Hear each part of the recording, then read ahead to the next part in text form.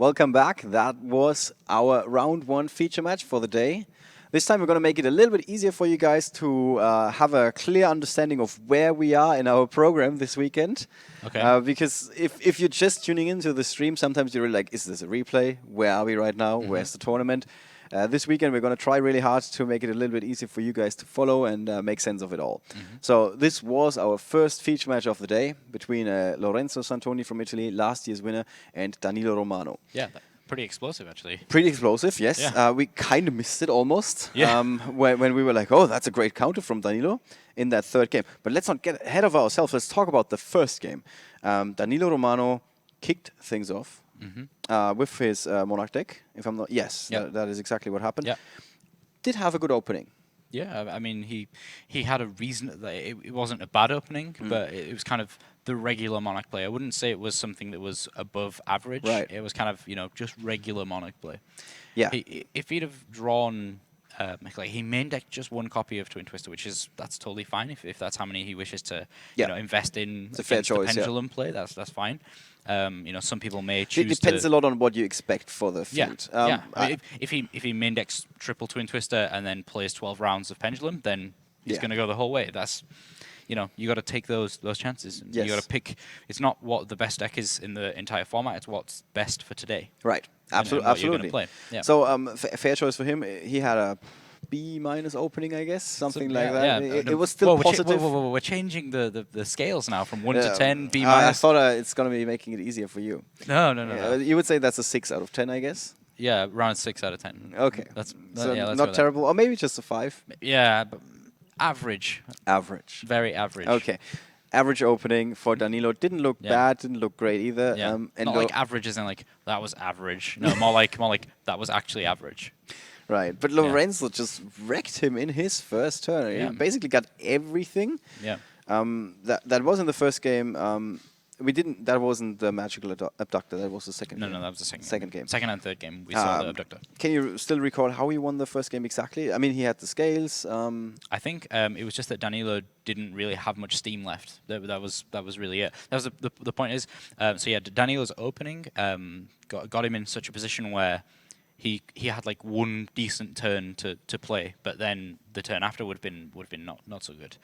So I think Lorenzo was able to take back board control quite easily. Yes, he did have the entire board. Yeah, exactly. We're talking about board control, not not just He had everything on the board, so that looked good for him. And then Danilo basically, I think before drawing actually, but I'm not 100% sure. I think he was like, "That's it." Yeah, okay. I think any one card wouldn't have solved his hand. It would, right. He'd already not done the investment last turn to getting what he needed. Then of course it was on to the side decking portion of the tournament. And Typhoon, of course, came in. Yeah, that was big. As well as most likely 2 more copies of Twin Twister for Danilo.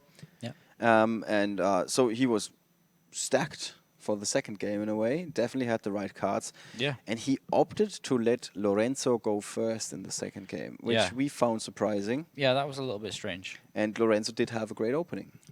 Yeah, that's... Talk about a great opening. Yeah. He had a great opening. Yeah, the abductor was there.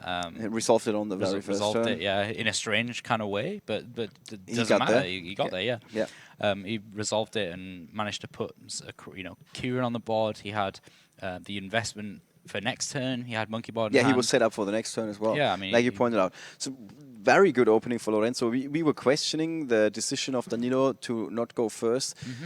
Even like 2 turns later, we were still questioning, was that the right choice? But in the end, he prevailed. Yeah. He had all the answers in the second game. Yeah. It's definitely... It was all about that kind of, I think Lorenzo's had a great opening board, and then it just happened to be that Danilo had Stormforth, and he had, Erebus to be able to deal with the, to take away. If Lorenzo had both of those cards in his hand, then that basically solved anything that he needed to do. Even if it had taken away all the board, if he had those 2 cards, he could have then pendulum summoned loads back and been able to do something. Yeah. So Erebus, perfect thing to be able to get rid of Kieran with Stormforth, and then take the card out of the hand as well. Right. So great comeback for Danilo Romano, and that is basically how he won the second game. After he fought back so hard, there was nothing that Lorenzo could do. Yeah. And then the third game, Lorenzo again going first, but this time out of his own choice. Yeah. So He's got a magical abductor. He Yeah, we saw the abductor. can resolve it in an even weirder way when you compare it to the second game. Yeah, like double Skyris, and then that big typhoon, and then we'd not really looked at Danilo's hand, but the rest of the cards In were that just very moment, it looked like it was a roller coaster ride again. It was really like, wow, that typhoon, and we thought like, wow, these are the odds for Danilo winning this. Yeah. And then it was his turn. He's like, I said 2, and it's your turn again, and the odds suddenly just went drew down into, again. Yeah, drew into nothing. yes, That's the thing with Monarchs. Like you can have a really, not unbeatable hand. yeah, really unbeatable hand. Well, no, like a really bad hand, and then that one card completely solves it. Pantheism to something. Yeah, like if he had Prime Monarch in hand as well. If he'd have drawn Pantheism, Prime Monarch, Pantheism goes such as an asset. He'd have been able to go much further with Right. that. So it would have been all the difference. Yeah, exactly. Of course. Yeah. All right, guys. So that is the first match in a nutshell. I think we're going to see that matchup a few more times this weekend. Yeah, most likely. With Performer, Pal, or Pendulum decks. Yeah, there's a lot of Pendulum decks. Yes. Other popular choices this weekend probably going to be Burning Abyss. Going to talk about that a little bit more in depth when we got our stats ready for you guys. We're now going to be preparing our interview with our winner, last year's winner of the tournament, today's winner of the first round. So don't go anywhere. We're going to be right back with Lorenzo Santoni.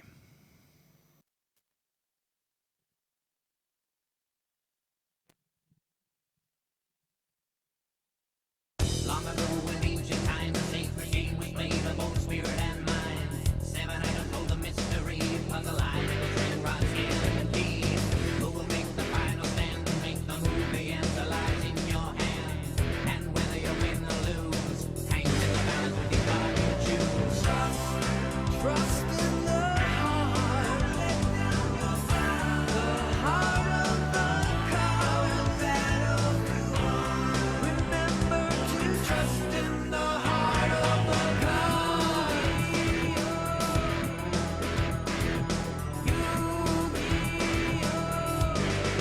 Time to do.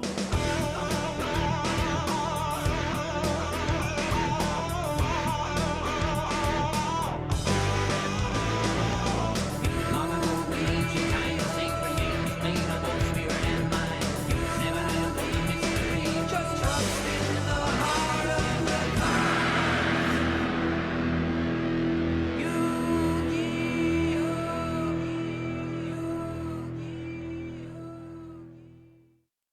Welcome back to our round 1 interview of our winner for round 1, of course, Lorenzo Santoni. Last year's winner. Congratulations. Thank you very much. Last year you had a similar start. You had 8-0 the first day, if I remember correctly. You went undefeated on the first day. The first day, yeah. So how important was it for you to win this first round today? Yeah, it was really important because the first round is always, Make or break. yeah. Right.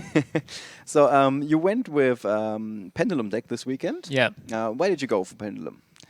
I go for Pendulum because I think is the best option for this tournament. Right. It's very flexible. Yeah, it's very good because flexible against every deck almost, and Kirin make the deck really awesome. Yeah. That's it. That's true. You're still And playing. also, and also with Pot of Desire that came out in the new in the new release. set. Yes. How important is the Pot of Desires in your opinion? In this deck is really important, and this deck can really use this card correctly. Okay, you don't mind losing 10 Yeah. cards. It doesn't make much of a difference. I don't really mind because this deck can search everything before, and it's like a explosive deck that make a big turn 1 setup, Right. and the next turn you can win. But that means it's not like a card that you draw into and you immediately play it all the time. No. When you say you first want to do your searches. Yeah. So you need to know when to activate it. Actually, when you have to search an important card that you need, you have to wait to activate Spot of Desire. But if you have to decide on the cards that you are going to draw, What is a So- typical choice? What cards do you want to search first before you activate Pot of Desires? I mean, depends what I have in my hands. Okay. Actually, most of the time I activate Pot of Desire before searching everything. Okay. But few times I have to wait Okay. the search. But the card I need to search before are Monkey Boards, Mhm. How Dice Fusion, and Joker. Okay. Those These are are the big three, yeah. basically. But speaking of, you have to know what you got. When you activate it. Or Sky Harvest Mm. before. Okay. But since you just said that you need to know, you need to search first and everything, and you need to know what you still have left in your deck. When you activated the Pot of Desires, you did not check the 10 cards that you banished. Why did you not look at them? I forgot, honestly. forgot? Yeah. Okay. Was there no moment when you were like, oh, I should double check now? Or Yeah. Okay. I have to. You're still a bit nervous, I guess. Yeah. Yeah. I thought that maybe after last year, you're now used to playing in the feature match, but it's still Yeah, it's still the first round. it's still the first round. Yeah, no, that's understandable. All right. What do you think about the matchup in general when you are playing with Pendulum? Do you want to go up against Monarchs, or what is your favorite matchup? Okay, so the favorite matchup is of course BA Mm-hmm. because can't read easily of Kirin. Kirin, mhm. Yeah, and you have big monster to get rid of Beatrice, Dante. Right. Yeah, So this is your easiest matchup in a way. yeah, I think so. Okay. And how hard is the Monarch deck against you? How hard is it to win against Exceed Monarchs? Not really hardest because I prefer to play against extra deck monas than domain monas Mm. because if you start with a big setup and the next turn you reach to clear your board. That is a perfect segue. Just let me interrupt you right there. When you say when you have a great setup, do you agree with his decision to let you go first in the second game? When he says, yeah, you can go first? I don't really know, but it's another decision. Mm-hmm. Depends what he decided to board in the second game. Right. Like Typhoons, The Typhoon Ogres. was really good. The Typhoon in that game was really good. I predict the Typhoon in the third game, Mm-hmm. and I activated the second Sky Harvest to get the third. The third counter on the third magical counter, abductor. yeah. Mm-hmm. So, how surprised were you when he played the Typhoon in the second game? Where you're like, oops, that's gonna make my life miserable now? Your face says no. You're like, nah, that was okay. Okay, that's fine. That's I take that answer. Okay. All right. What did you board against the deck? I mean, we saw the Kaiku, the Ghost Destroyer.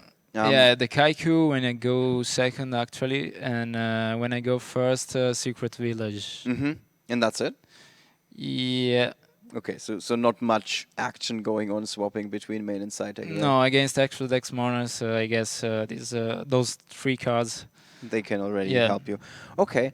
What do you think about Kaiku in general? Is it a really strong card that everybody should be playing, or is it more like, yeah, if you like it, you could? I think is really good because it stops everything. Stops Pantheism, it stops Prime, Mm-hmm. it stops Healer, the most important, Right. and let you try to OTK. Yeah. How good is it against other decks when you're not going up against Monarchs? I don't want really side Kaiku against other decks. Oh, it's it's just just for this for matchup. Monarchs. all right. Well, fair choice then. It worked. It worked pretty well. All right. So, what is your expectation of the weekend? I mean, you said you seemed like you knew exactly how this deck is working. You were very quick with your moves. At least that's how it appeared to me. You were pretty certain. Oh, this is the next thing I'm gonna do. This is the next thing I'm gonna do. So you came prepared, I guess. Yeah, A a little bit. Yeah. little bit. So, what is your expectation this weekend? You wanna defend your title? Yeah, of course. Of course. Well, sometimes people are like, yeah, I'm okay if I make day 2 again. But no, you're like reaching for the sky. Yeah, reaching for the sky. Okay. Always. Reaching for the sky, Iris. All right. That's all good to know. Anything else that you want to point out in your deck where you're like, this is a great choice, that this is a card that people are really underrating? Is there something else that you're like, oh, you should look at this card? This deck is, I don't know, maybe in the Hexer deck I have the Bouncer, which is really good in the mirror match or against Cosmos, but in the whole matchups, is almost good. All right. Well, that's all fair and good. What is going to change on Monday when the new forbidden and restricted list is going to come into effect? What are you going to change? Are you still going to be playing a similar deck, or are you going to stick with something completely different? Honestly, I guess Pendulum can continue to be played. Okay. But actually, I don't know how. But Metal Force could be a really important engine to be included in the next Pendulum deck. All right. Well, sounds pretty interesting. Looking forward to playing with the new list? Yeah. Yeah. Okay. All right. Well, thank you so much, Lorenzo. Best of luck this weekend. We're gonna see you tomorrow, and of course, maybe in the finals again. Yeah. That would be nice. Would be a big story if you end up defending your title, like our world champion did, in fact. So yes, thank you again, and Thank you very much. good luck for the rest of the day. Bye-bye, guys. We're going to be right back with a few more stories from the main event, because Luke was busy checking out what people were playing, and then he's going to be able to share some stories with us in just a second after those little interruptions.